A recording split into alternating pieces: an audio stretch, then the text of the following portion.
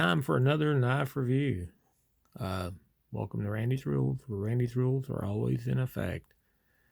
Well, we're looking at a Spyderco Para 3 compression lock knife. This one is one that I carry quite often. Don't laugh at my lanyard. I know some of you laugh at lanyards, so I am a lanyard guy. If on a lot of my knives, when it's in my pocket, I'm out and about, I can just reach down, I feel for the lanyard, and boom, pull it right out of my pocket. So, yes, I just left the lanyard on there. Spyderco Para 3. Not to be confused with the Paramilitary 2. This is not a Paramilitary 3, it is a Para 3. And let's get into some of the particulars of it. It is 7.27 inches overall length with a 3-inch blade. It's got 0.15 inches thickness, and the steel is this 330V, and it says it on the blade. What they call a clip point, and with a flat grind. And this one is a satin finish, and it's G10 black scales. They do have these available in other colors. I really like to have the kind of the blurple, kind of a blue purple color one. But I was at a gun and knife show and had seen this one, and it was the last day, and the guy was dealing, so got this for a good deal and picked it up. When I started carrying it to see how I liked it, I found that it was a lot more comfortable to carry than the PM2. And let's just pull that out here for comparison real quick. You can see it's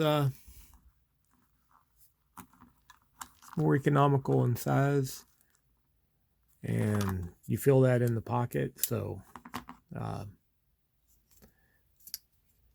end up carrying that more often. I love the PM2, and I'll do a review on it at some point and talk about what I do like about it, and maybe some things I don't like. But also, what everybody likes to compare everything to is a Delica, and it's really it's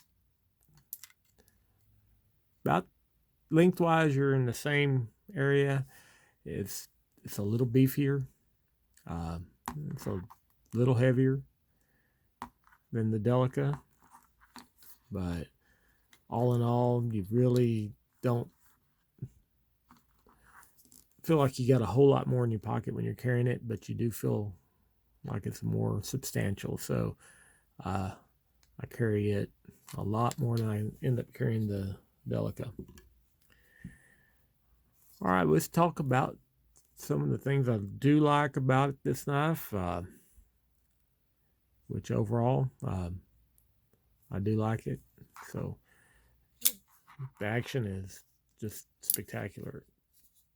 It flips open so easy, and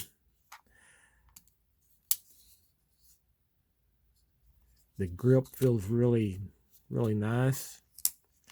And then you got this forward finger choil in here, and it gives you that feel that you can get in and have good blade control if you're doing some fine cutting. And then you got a very nice ramp and choil and jipping on the back side.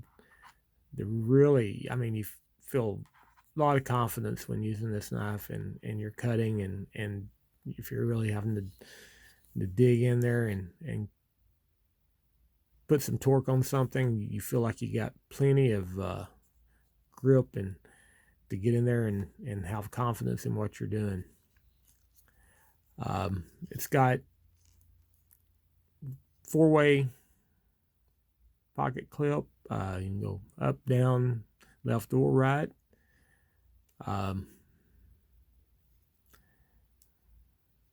The extra holes for chain doesn't really bother me. It would probably look better, I think, if it didn't have those. But I understand people like versatility. It does have a huge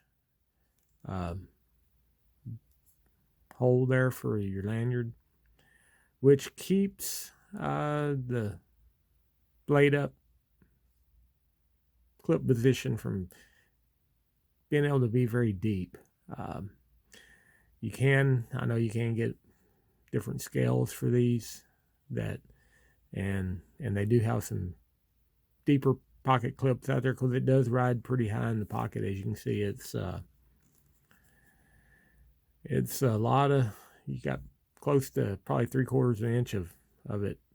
It's going to be sticking out above your pocket, and really it might not be as necessary to have a lanyard for grip, because you're going to have a pretty good finger hold sticking out of your pocket there to grab a hold of. The clip is very sturdy, and it holds in the pocket really well. So the clip is to me the clip is a good and a bad. I prefer a deep pocket if at all possible, and I may reconfigure this at some point, but I have so many knives, I tend to grab one that fits the needs for the moment, and if I feel the need for a deeper pocket carry, I grab one knife that has that. So haven't really gotten too serious about looking at the expense of reconfiguring any at all. As you see, the blade's got good centering, and it's tight as a drum. Haven't blown this one out. It's got a little bit of pocket debris inside, it looks like, but the action still is just superb on it. One thing, I don't know if anybody else out there, I'd like to hear from you if you do. One thing I notice is when I'm holding it like this and I give it the flick, that compression lock is pinching the meat of my finger right there. I mean, it's not too painful, but it's got a little, it gets my attention. The PM2 does not do that. I don't know if it's just the particular knife would fit in the size of my hands and the way my meat curls up there when I flick it open. I don't know if that's just unique to me or if anybody else is experiencing that. What it does cause me to do, sometimes will grab it, hold it a little differently, and then I don't get a good flick when I open it, because I become conscious of that. But if I really don't worry about it and let it bite me, it opens real smoothly. The blade steel, in my opinion, it's great. I'm not, as I mentioned in other videos, I'm not a steel snob. This is a S330V. It's a, pretty common in your, I call it mid-range knives. Benchmade makes extensive use of it. It's a good hard steel. It holds the edge for a long time. I've never had to sharpen this one again. I've not done anything real drastic with it. Haven't even really used this to open boxes that much. But everything I do with it, the blade's still nice and sharp. It came sharp out of the box, so really good testament to the quality of the steel in it. I have not tried to sharpen any S30V yet, other than just doing a little touch up on a stone, maybe a little stropping here and there.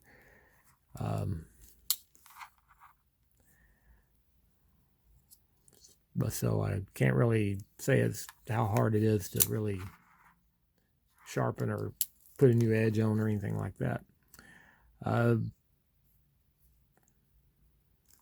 other than that, don't have a whole lot more to say about it. I mean, it's a pretty well talked about knife. Everybody is pretty familiar with it.